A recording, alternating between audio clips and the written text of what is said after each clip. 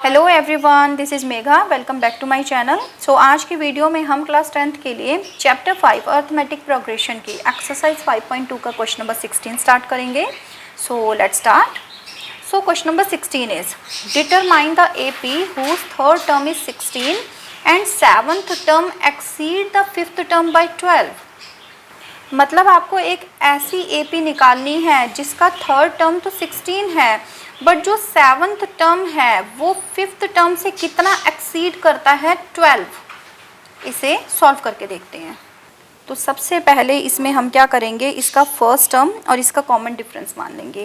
तो हम लिखेंगे लेट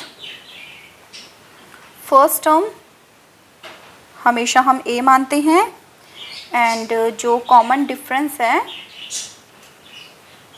कॉमन डिफरेंस वो हम क्या मानते हैं, डी मानते हैं।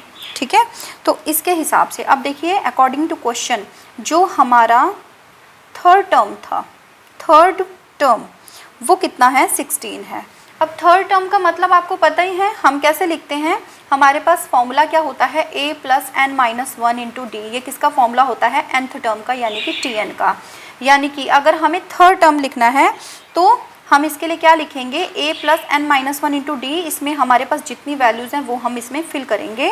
तो ये हो जाएगा a + n की वैल्यू कितनी है, 3, क्योंकि nth टर्म के लिए यहाँ पे n आता है, तो थर्ड टर्म के लिए n की जगह 3 आ जाएगा। 3 - 1 × d, ये हमारा 16 है। सो ये हो जाएगा आपका a + 2d।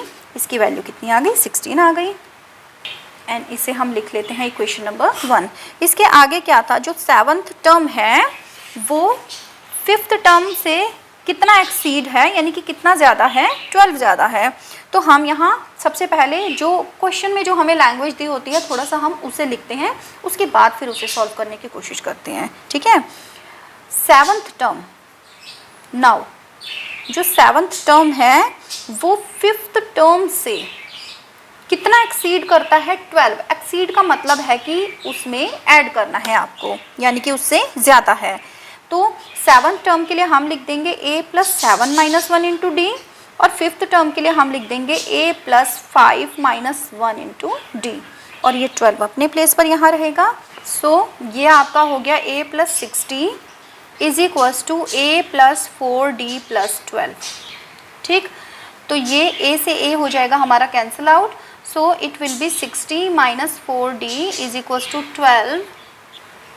सो 2d = 12, यानी कि d की वैल्यू कितनी आ गई, 12/2, यानी कि ये आ गई हमारी 6। अब इस वैल्यू को हम क्या करेंगे, इक्वेशन 1 में फिल कर देंगे। नाउ फ्रॉम इक्वेशन 1 ये आपका कितना आ जाएगा, ये हमारा आ जाएगा a + 2 × d की वैल्यू कितनी है, 6 है, = 16। सो a + 12 = 16, यानी कि a की वैल्यू आ गई 16 - 12, यानी कि 4। a की वैल्यू हमारी 4 आ चुकी है, d की वैल्यू हमारी 6 आ चुकी है। अब इन दोनों को हम क्या करेंगे, इन दोनों की हेल्प से हम अपनी AP बनाएंगे।